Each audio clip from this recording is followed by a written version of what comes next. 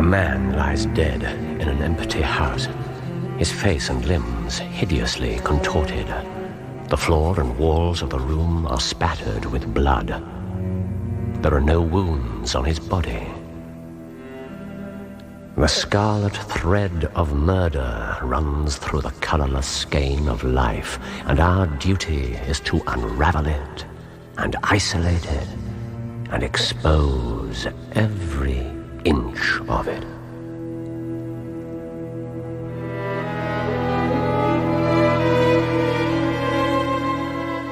A Study in Scarlet by Sir Arthur Conan Doyle, dramatised in 2 parts by Bert Coules, with Clive Merrison as Sherlock Holmes and Michael Williams as Dr. John Watson. A Study in Scarlet, Part 2, The Country of the Saints. After much fruitless racking of my brain, I had finally discovered that my new fellow lodger, Sherlock Holmes, a man of singular talents, enthusiasms and areas of ignorance, was in fact what he termed a consulting detective. I have it in me, he told me modestly, to make my name famous. All he lacked was the proper opportunity.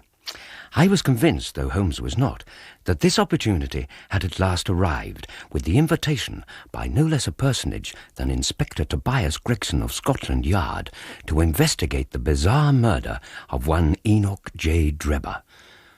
On the day following the killing, the papers were full of the Brixton mystery. Listen to this one. The German name of the murdered man, the absence of all other motive, and the sinister inscription, Rache, revenge, written upon the wall, all point to political refugees and revolutionists, the socialists of many branches in America. Don't tell me.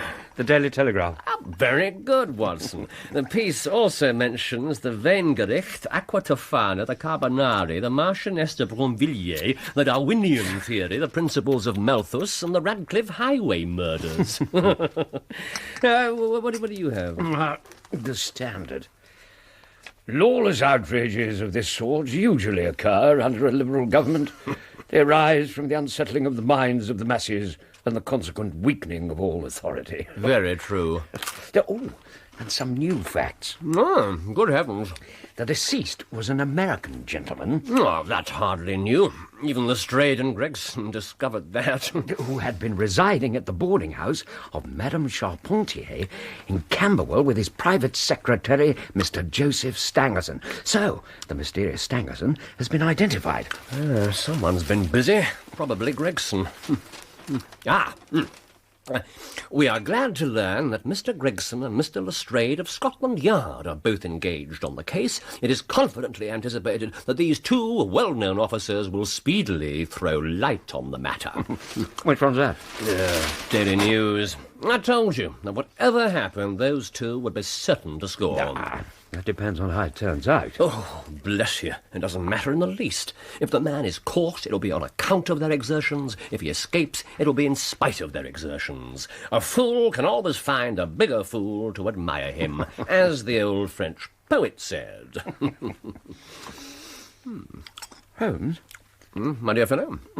You seem highly delighted by the telegram this morning. What was in it? Oh, that. The name of the murderer. Should we order some more toast? Mr. Holmes. Mrs. Hudson, have you added mind reading to your many other accomplishments? Mr. Holmes, I really must protest. What do you think you're doing inviting me? Mr.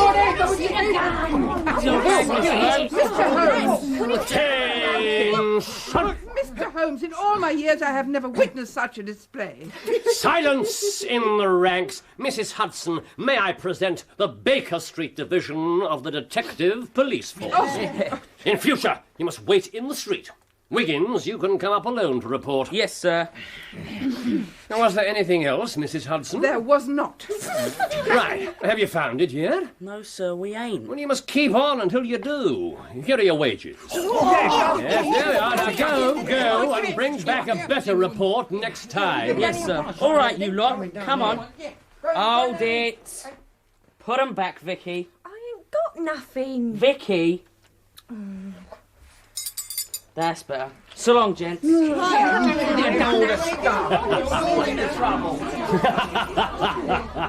Ah, there's more work to be got out of those little beggars than out of a dozen of the regular force. They can go everywhere and hear everything. All they want is organisation. You're employing them on this Brixton case? Yes, there's something I want to track down. It's only a matter of time. Do you really know the name of the murderer? Oh, hello. We're going to hear some news now with a vengeance. Here's Gregson coming down the road with beatitude written upon every feature of his face. It's all right, Mrs. Hudson. The gentleman's expected. My dear Holmes, congratulate me. I've made the whole thing as clear as day. Doctor. Good morning. Do you mean that you're on the right track? The right track? Why, sir, I have the man under lock and key. And his name? Arthur Charpentier. Take a seat, Gregson.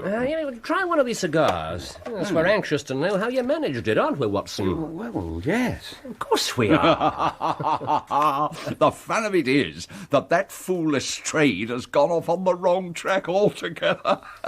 He's chasing after the secretary, Stangerson. But he had no more to do with the crime than a babe unborn. Lestrade's probably arrested him by now.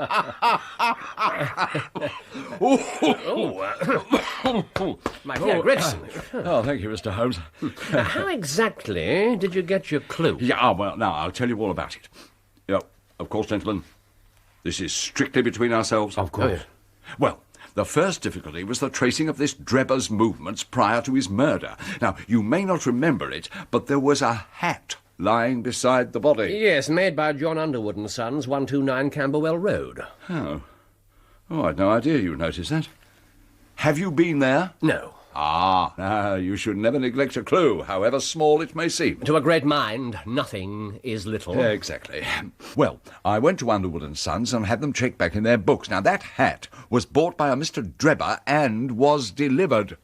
That's how I got his address. Smart, very smart. I called upon Madame Charpentier.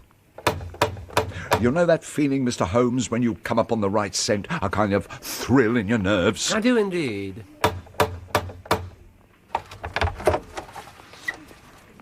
Yes.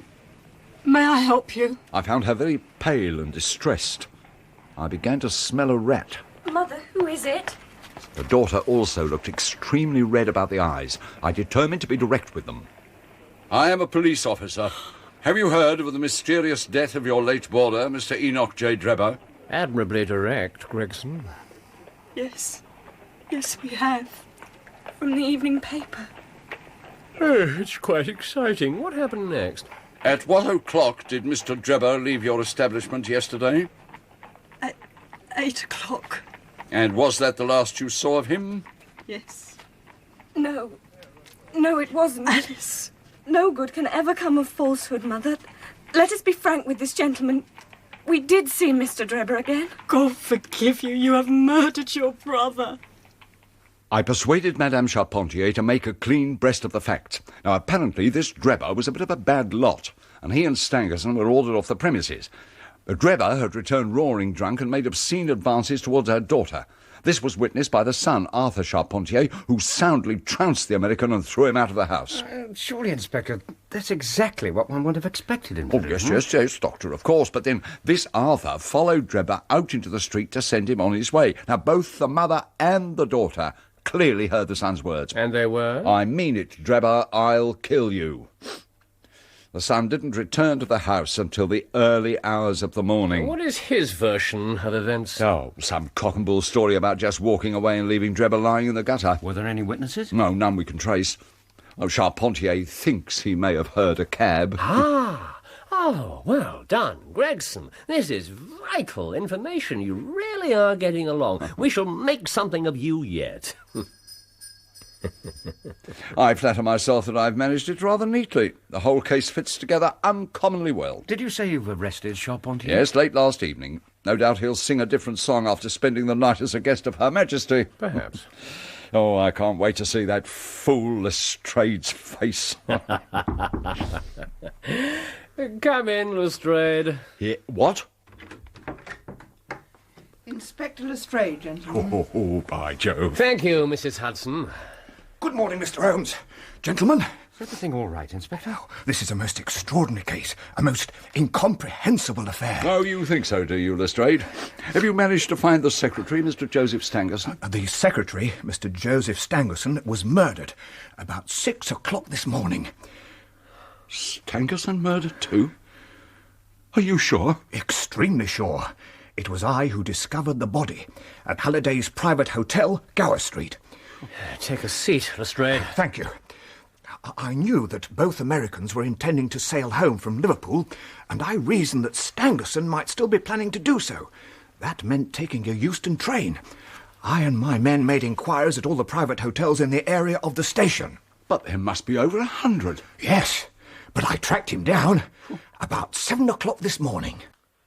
It's very early, sir. He'll see me. Are you the gentleman he's been expecting, then? I doubt it. Which room is it? Here we are, sir. Number 23. Right. You can go now. Oh, God! What's the matter? Have you got a pass key? Look, what's going on? Who are you? I'm a police officer. Stand back! What? Oh, my God! I'd seen something that made me feel sick, in spite of my 20 years' experience. A little red ribbon of blood was flowing out from under the door. It had meandered across the passage and formed a pool along the skirting at the other side. And inside the room? The window was open, and beside it, all huddled up, was the body of a man lying in a pool of blood. The porter identified him as Stangerson. But the strangest part of the whole affair, what do you suppose was above the murdered man? The word Raka, written in letters of blood. Exactly as before. Was everything the same, Lestrade? Not quite. This one had been stabbed. Stabbed? A deep wound in the left side. Stabbed. Something must have gone wrong. Oh, I've arrested an innocent man. My suspect was under lock and key at the very moment the real villain was killing again. Don't reproach yourself, Gregson. Your case was basically quite sound. This time, the murderer was seen. You have a witness? Yes. A milk boy saw a man climbing down a ladder at the back of the hotel. He was so open about it that the lad took him for a workman. Did you get a description? The man was unusually tall, well-built, and had a reddish face, exactly as you said he would be, Mr. Holmes. Yes. Did you find anything significant in the room? Nothing. Stangerson's cases were packed. They'd been sent to the yard. There were just a few items lying loose. Here. One cheap novel, which was open on the bedside table. One pipe and one box of matches. They were on a chair. The only other thing was a small ointment box containing a couple of pills. Here. The last link. My case is complete.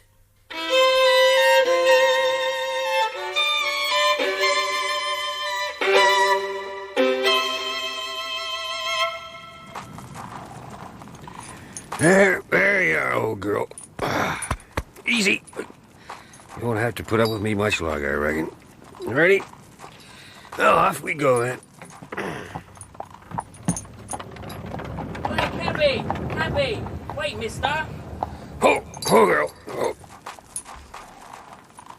Oh, thanks, mister. What do you want, boy?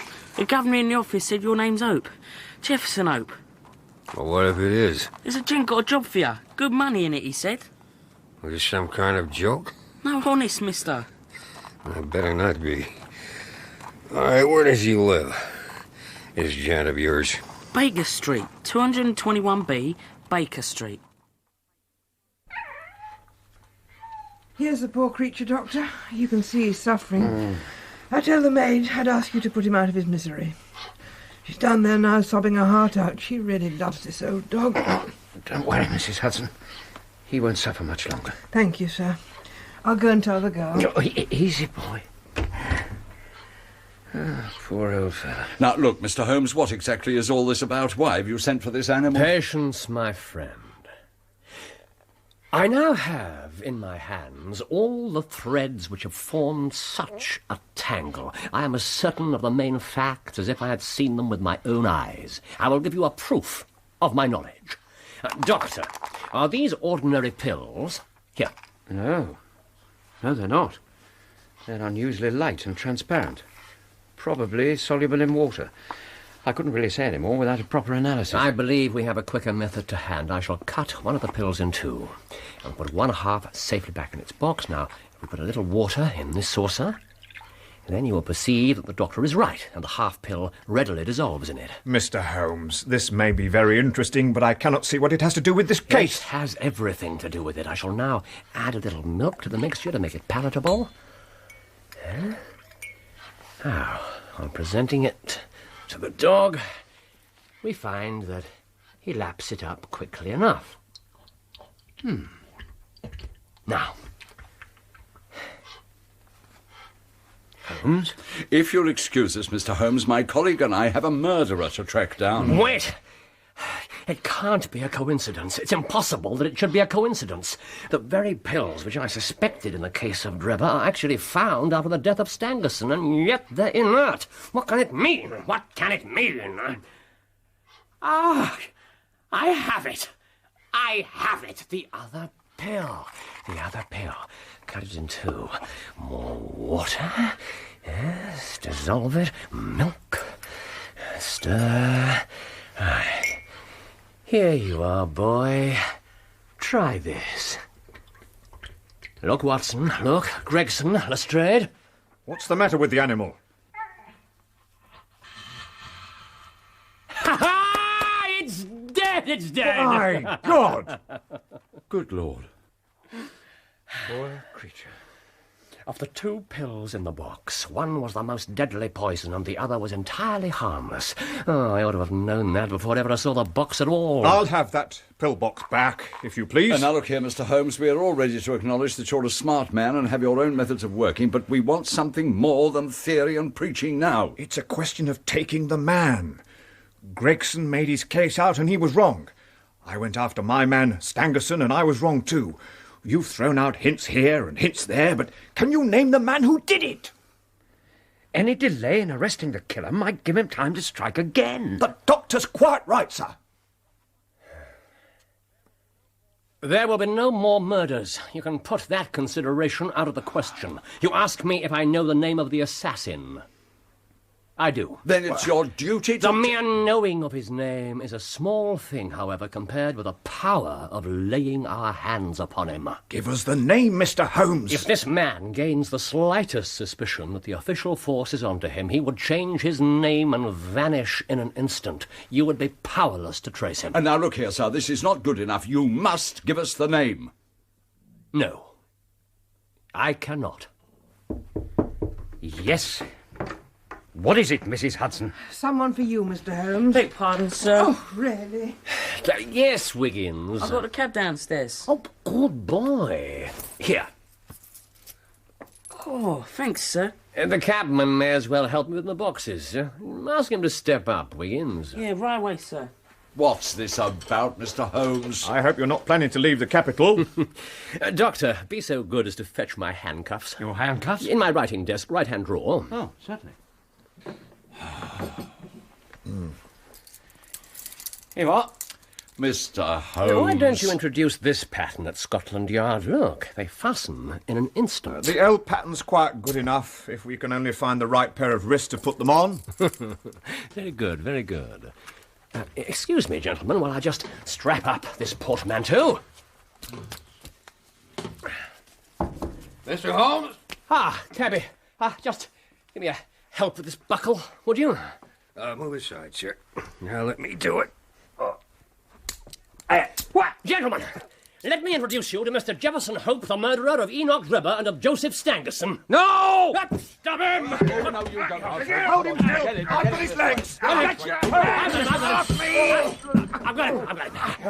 Now, Mr. Hope, I have no desire to do so. I assure you that I'm quite capable of breaking your arm if you render it necessary. You let me go. I know when the odds are against me. Very well. These two gentlemen are police officers, and as soon as one of them regains his breath, I'd rather fancy you're going to find yourself under arrest.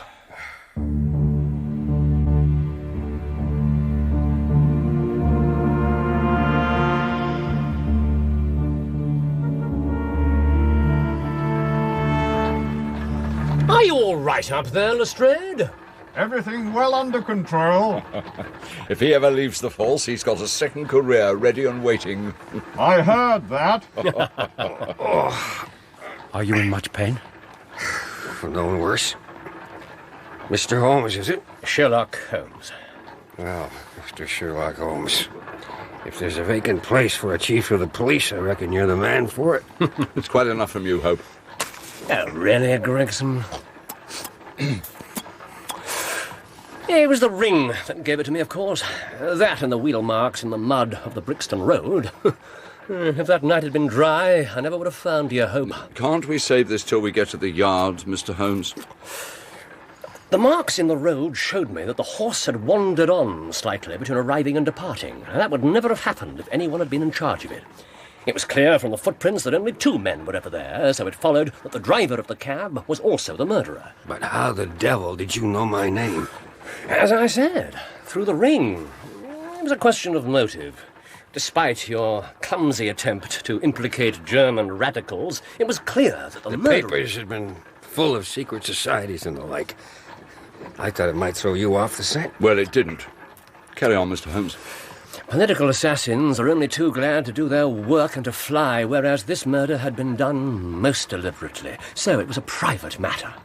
Since a woman is usually involved somewhere in these affairs, the ring merely confirmed what I'd already decided. I wanted the last thing that villain saw to be Lucy's ring. The ring he forced on her finger. Keep it for the official statement, Hope. So, Gregson, I did what you neglected to do. What?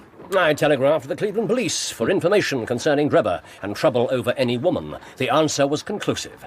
He had once applied for the protection of the law against one Jefferson Hope, a rival in love. Love! Love!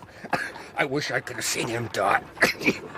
10 times over. Let me examine you. Leave me alone. Come on, man. I do what you like. We must get to Scotland Yard as quickly as we can. This man is seriously ill. How long have you known? It's been getting worse for years. Have you seen a doctor recently? Last week. What did he tell you? Now, what do you think he told me? I'm afraid he was quite correct. Oh, what do I care?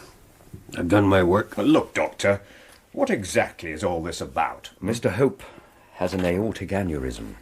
What does that mean? It means, Gregson, that he could die at any moment. Good Lord.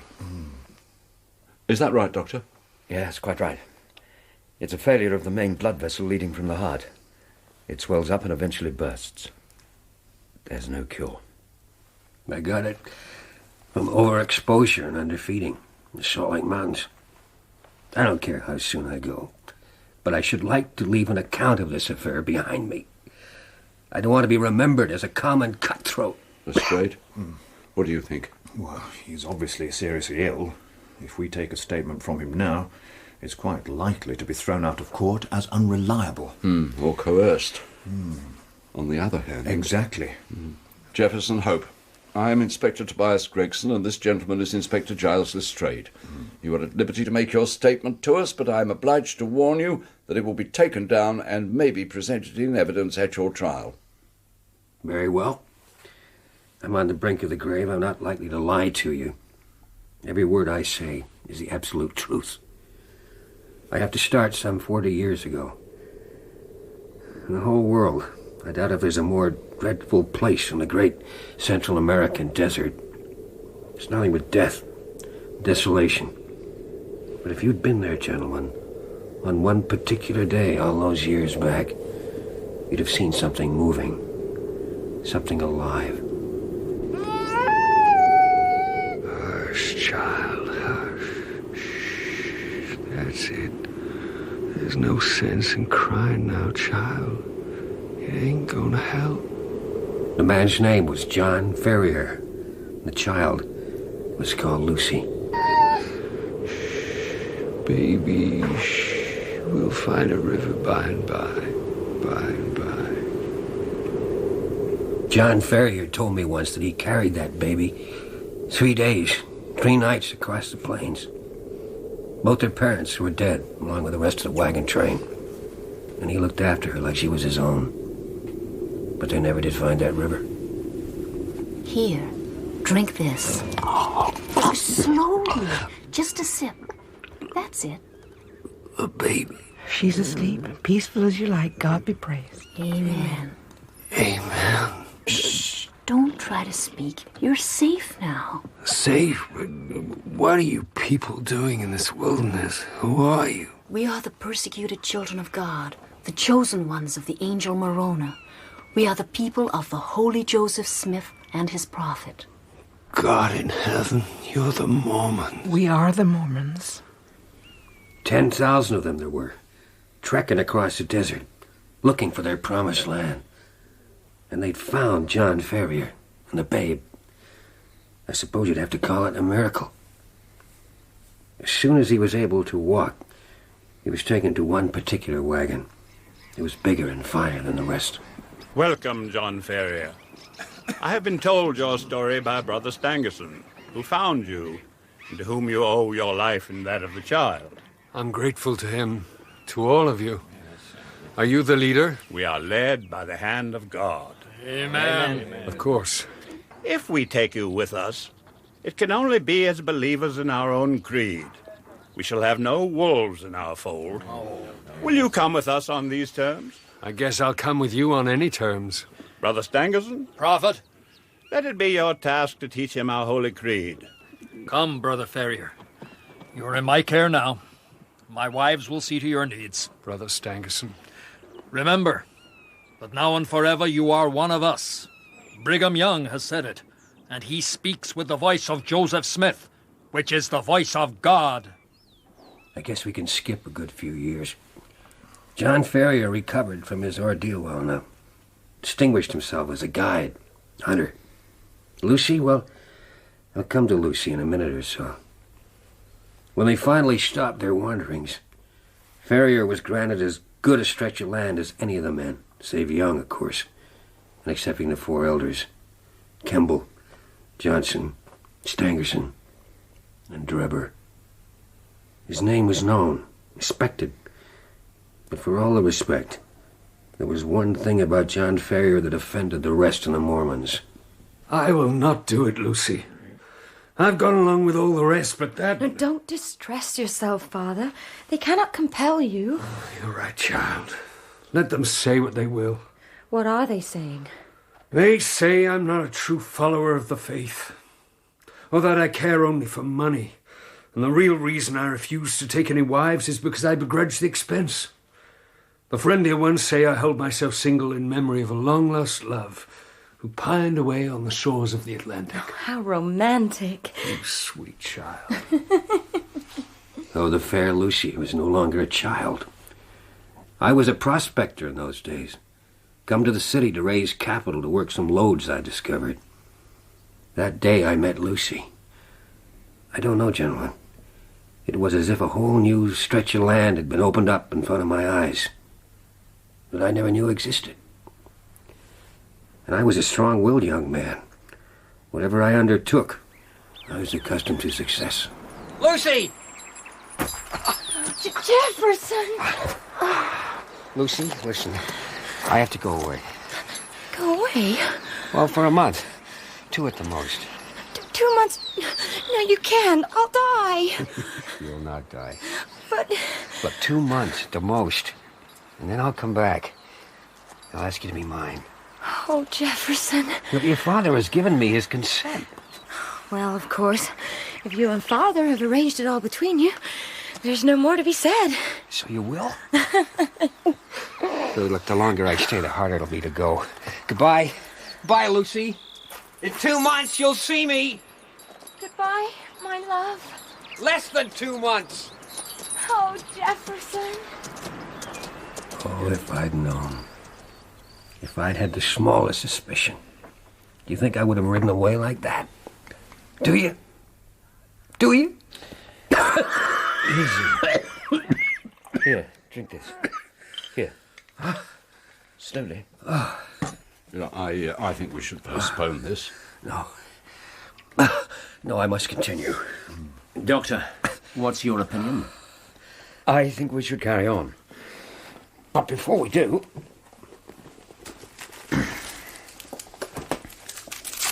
What are you giving him? I must have the name of that powder, Dr. Watson. It's only a mild painkiller. Drink it down in one.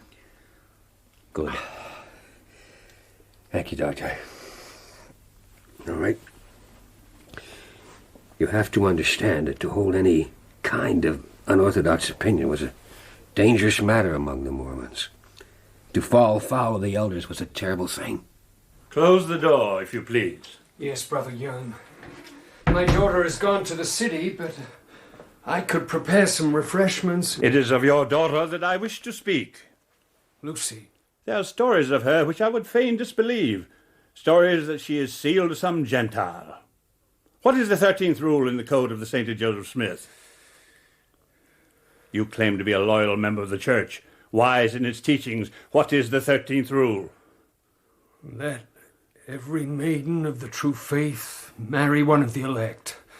For if she marry a Gentile, she commits a grievous sin. Your daughter has found favor in the eyes of many who are high in the land. Stangerson has a son. Drebber has a son. They are young and rich and of the true faith. Let her choose between them. You must give us time. Lucy is scarce of an age to marry. We give you time. We give you 1 month. A month? At the end of 30 days, she shall make her choice. And if she will not, then I will do so for her. Good day to you, brother. A month?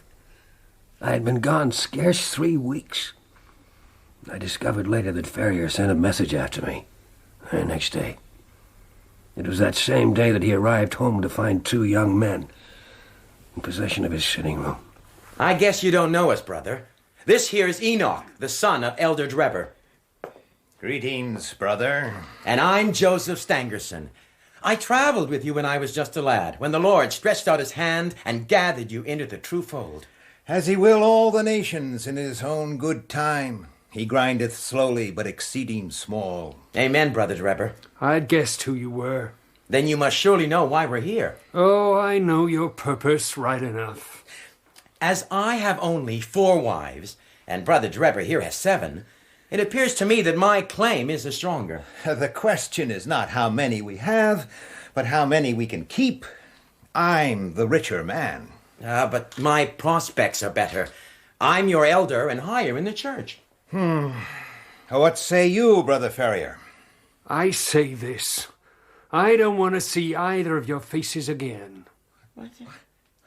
Are you aware what an honor it is to marry the son of an elder? I'm aware that there are 2 ways out of this room. There's the door and there's the window. Which do you care to use? You have defied the prophet and the holy 4. You'll regret this to the end of your days. I knew nothing at all of this. The power of the Holy 4 stretched wider and deeper than John Ferrier could ever suspect. His message never reached me. Good morning, Father. I was wondering if I might... What in the world is the matter? Nothing, child. Wait for me in the sitting room. What is that paper? What does it say? Show it to me, Father. Here. I found it pinned to the bedclothes. It was there when I woke. 29 days. Oh, my God. Next morning, they found the number 28 scrawled with a burnt stick in the very center of their ceiling. That night, Ferrier sat up with his gun. He saw nothing, heard nothing. Yet in the morning, a great 27 had been painted on the outside of their front door. And so it went on. 20 changed to 15, 15 to 10, 10 to 5. And still they waited in vain. For me. In fact, I was on my way back to them. My business over and done with. And not a care in my heart.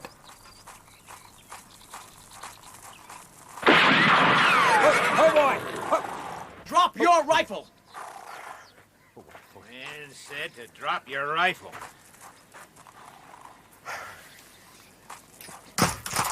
Get off your horse!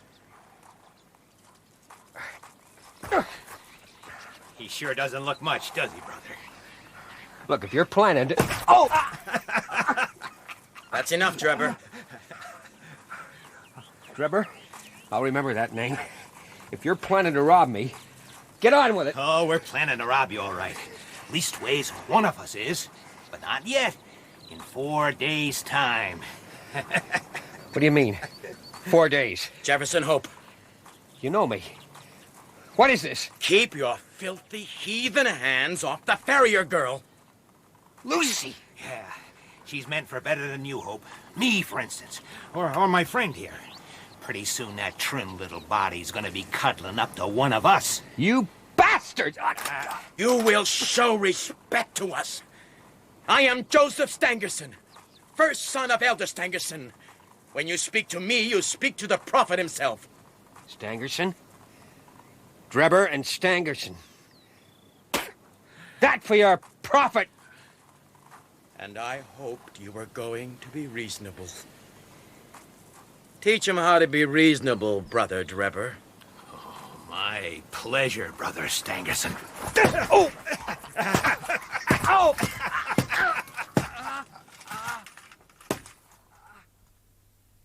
They left me for dead. By the time they'd finished with me, I wasn't far off it. But the thought of one of them, with my Lucy...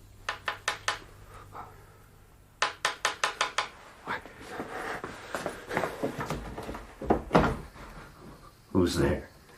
I warn you, I'm armed. Quiet! For the love of heaven!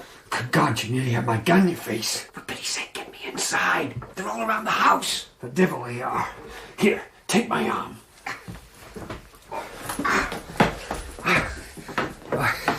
Give me something to drink. Oh, my God. Oh. Here. Oh, God, it's good. John, is Lucy all right? Jefferson! Who did this to you? Drebber, Stangerson, I've got to get both of you away. Tonight. I can be dressed in a moment. What should we take? Food. And as much water as we can manage. I'll see to that. Hurry, buddy.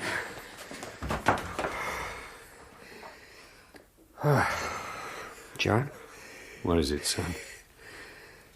This house, the farm. Everything you worked for. What's that to me? Give me a hand with the food. The watchers were concentrating on the front and the rear of the house. We climbed out the side window while the moon was hidden by the clouds. And we made it safely to the edge of the cornfield. Oh, thank God. We've done it.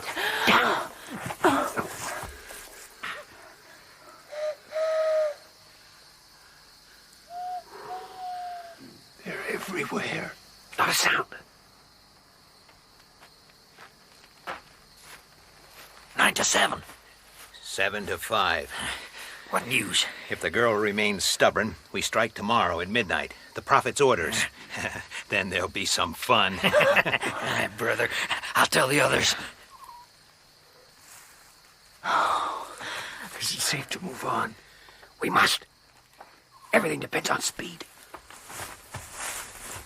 I had 3 horses waiting. All night we kept moving, all next day. Most the next. But then our food was gone. I wasn't worried, though. There was game aplenty in the mountains. We were high up above sea level. And the air was bitter. Let me go. No. No, you rest while you can. I'll not be long. Be back before full dark. Depend on it. We'll have a quick meal and move on. This time tomorrow, we'll be in Carson City. And safe. I had to tramp a couple of miles or more before I had any luck with my rifle. The last of the light was dying by the time I got back. Hello? Lucy? John? We'll feast tonight!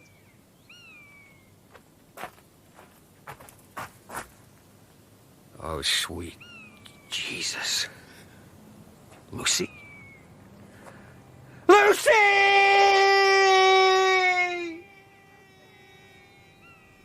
I found John Ferrier at the edge of the clearing. He'd been beaten like an animal and shot. Lucy wasn't there. Were you able to build up any picture of what happened? Not until the next morning. I saw the tracks. A lot of men on horseback. They'd come up behind us, along the path. And they'd turned back towards Salt Lake City. They'd taken our horses.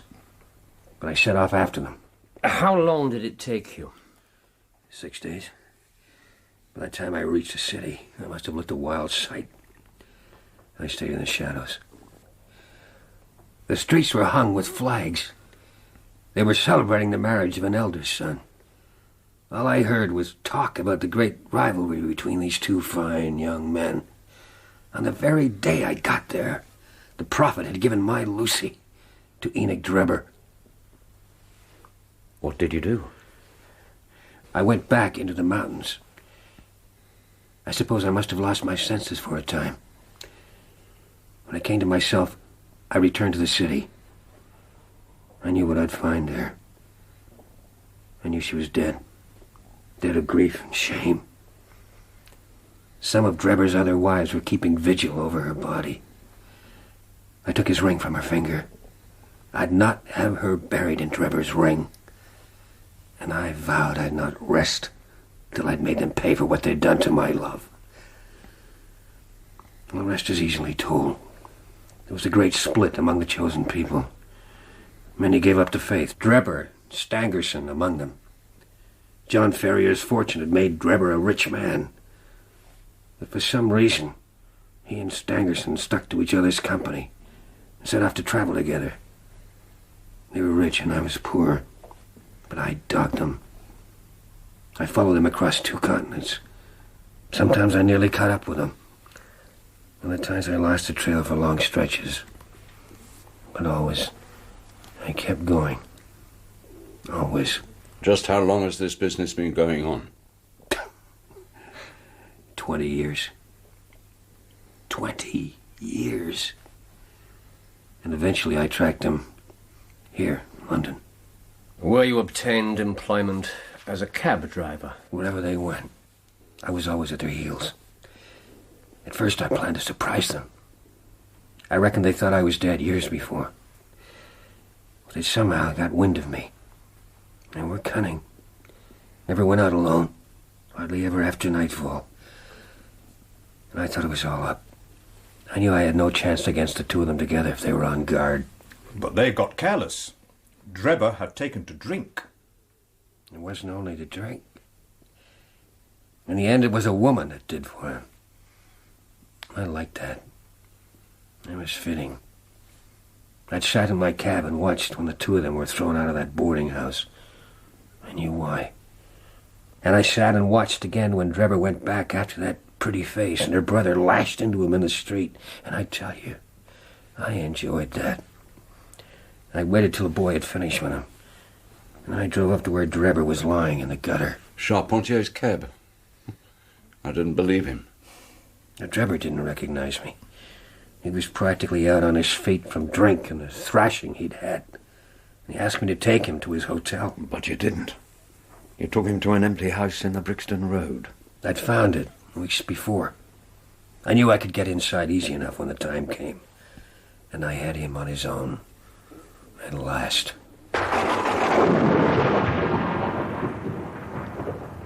This is my hotel. Cabby, it's damn dark here. Now, Enoch Drebber. Who am I? What? What do you mean? Who are you? I don't know you. I've never seen...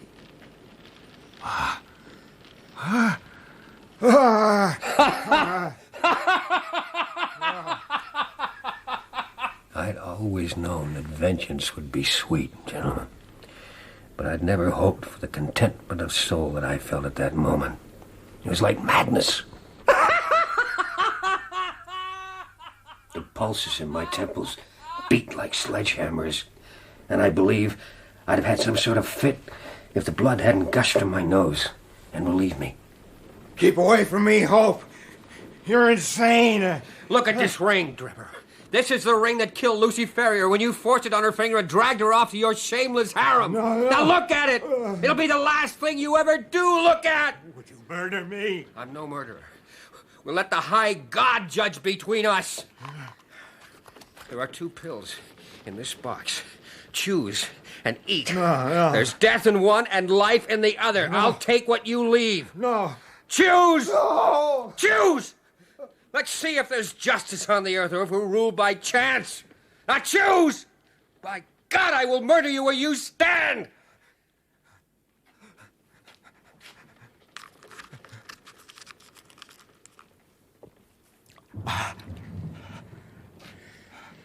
Very well. It's done. Now, this one's for me.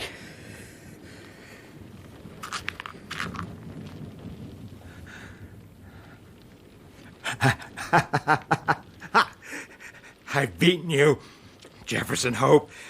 Justice on earth. I'll watch you die like the stinking rat you are.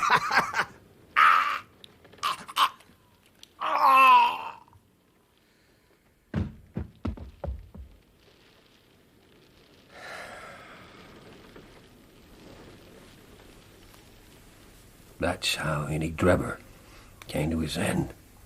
Blood was still streaming from my nose, but I felt light-hearted, mischievous. I wrote up "Rock" on the wall and lit a cigar, and I looked at him for a spell. And then I got out. When did you discover that you'd lost the ring? That ring was all I had of my Lucy. I had to have it back. I hadn't gone far. I left the cab on a side street and walked up to the house. Straight into one of your constables. PC John Rance. I fear he will not rise in the force. You pretended to be drunk. He paid me no heed. All I could think of was that I'd lost Lucy's ring. And I saw your advertisement. Evening paper. Ah, yes. Who was your accomplice who visited Baker Street? Accomplice? What's this, Mr. Holmes? Why haven't you mentioned this before? The zeal of the official force, Watson? This is not relevant to your inquiries, Gregson. I'll wager the man had nothing to do with the killings. Nothing. Nothing. I swear it. Now, Mr. Holmes, I can tell you my secrets, but I don't get other people into trouble. But I think you'll own he did it smartly. Not a doubt of that. Let's get back to the matter in hand here. Joseph Stangerson wasn't poisoned. He was stabbed to the heart. He begged me for his life. Cried like a woman. Told me I had no quarrel with him. He hadn't touched the girl. Only killed her father. He wouldn't take his chance with the pills. He went for my throat. It was self-defense. The outcome would have been the same in any case. But Providence would never have allowed his guilty hand to pick out anything but the poison. And that's the whole of my story.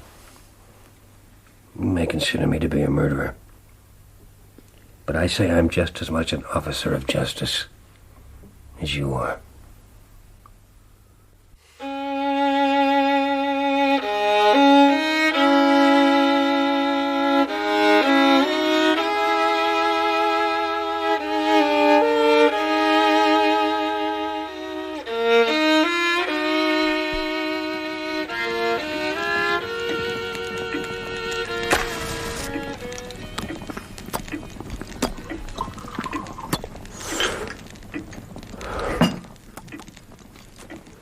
I still find it hard to believe. If someone had said to me 2 weeks ago that I was going to find myself caught up in a murder investigation, what an extraordinary affair. Thank you, Doctor. Yes, it's even more extraordinary than you know. Hmm? Look at this. It's from Gregson. Arrived just before dinner. Good Lord. That's incredible. He must have died while we were actually on the way back here. He hung on to life until his story was told. Power of the mind. Amazing. Making his statement was as important to him as exacting his revenge. You really think so? Oh, yes, yeah. What other reason could he have had for giving himself up? What did you say? Oh, Watson, think. Wiggins led Hope to the very same rooms where, not 12 hours before, his accomplice had been given a patently false wedding ring. He must have known it was a trap. He fought like a cornered tiger. Oh, what a picturesque vocabulary you do possess. Well, perhaps it was bravado. Perhaps his nerve failed him at the last. I don't know. But you recall what he said? Mm-hmm. Almost as soon as we reached the yard. Yes. Wait a moment. Here. I knew I'd made a note of it. I don't care how soon I go, but I should like to leave an account of this affair behind me. I don't want to be remembered as a common cutthroat. I don't want to be remembered as a common cutthroat. He came here knowing he would almost certainly be arrested because he desperately wanted his story on record. All that. 20 years. For a woman. Holmes? Gregson and Lestrade will be furious at his death. Where will their grand advertisement be now? I wouldn't have missed this business for anything. What was it you called it? A study in scarlet. Yes, I must have been in one of my more lurid moods. I'm enormously grateful to you for allowing me to be in on it. Well, I only hope it hasn't placed too great a strain on your health. By no means. I feel better this evening than I have for months. Well, I'm delighted to hear it. A helping of the bizarre is always invigorating, I think. I meant what I said, you know. You really have made an exact science out of detective work. Compared to you, Gregson and Lestrade are like blind men. Your merit should be publicly recognised. You ought to publish an account of the whole affair. If you won't, I'll do it for you. Huh? I'd no idea you went in for writing. I thought your literary activities were confined to compiling lists of my shortcomings. Please, let's not go through that again. I didn't know you then. And now you do. Come on. A study in scarlet. I'll make a marvellous story. It has adventure, suspense, romance, everything. Well, what do you say? I say, come in, Mrs. Hudson. The evening papers, gentlemen. Special late edition. Oh, thank you. Just throw them down somewhere. I shall do no such thing. There you are. Nice and tidy. Good evening, Mr. Holmes. Dr. Watson. Oh. You shouldn't tease her. She's a good woman. She's a good woman. I was once introduced to a woman universally praised for her charity work amongst the poor. She subsequently proved to have dispatched 3 wealthy husbands by methods I will not relate so soon after your consumption of Mrs. Hudson's baked apple dumplings. I'm most grateful. Look, what were you about to say? Holmes, what's wrong? Listen to this. The public have lost a sensational treat through the sudden death of the suspected murderer, Jefferson Hope. That news got out quickly. Gregson and Lestrade. I might have known they'd find a way to transmute their failure into success and their mediocrity into genius. They couldn't wait to parade themselves before their adoring public and soak up its applause. Oh, now, come on. It is an open secret that the credit for the capture of this vicious and dangerous criminal belongs entirely to the well-known Scotland Yard officials, Messrs. Lestrade and Gregson. The man was apprehended. Well? Yeah. Read it for yourself. The man was apprehended in the rooms of a certain Mr. Sherlock Holmes, who, under their instruction, has himself shown some small talent as an amateur detective. Under their instruction. Keep reading. With such teachers, Mr. Holmes may well hope, in the fullness of time, to attain some degree of their skill and professional expertise. Didn't I tell you so before we started? This is outrageous. I'm going to bed. This whole report is a downright tissue of lies. I've a good mind to go straight round to Fleet Street and demand that they publish a retraction when they've heard my version of the facts. Watson? Yes? Why don't you put these newfound energies to more productive use? I beg your pardon? Write your book, Doctor. Write your book.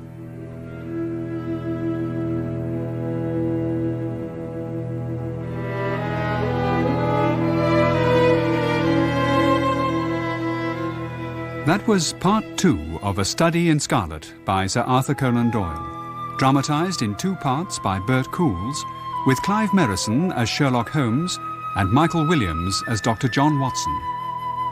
Jefferson Hope was played by Shane Rimmer, Joseph Stangerson by Matt Zimmerman, Enoch Drebber by Ed Bishop, Inspector Lestrade by Donald G., and Inspector Gregson by John Moffat. Peter Carlyle played Brigham Young, Alice Arnold, Lucy, Christopher Good, John Ferrier, Alan Dean, Wiggins, Anna Cropper, Mrs. Hudson, Marcia King, Madame Charpentier, Jane Slavin, Alice, and John Bull, Stangerson Sr. Other parts were played by members of the cast. The violinist was Alexander Balanescu. A Study in Scarlet was directed by Ian Cottrell and produced by David Johnston.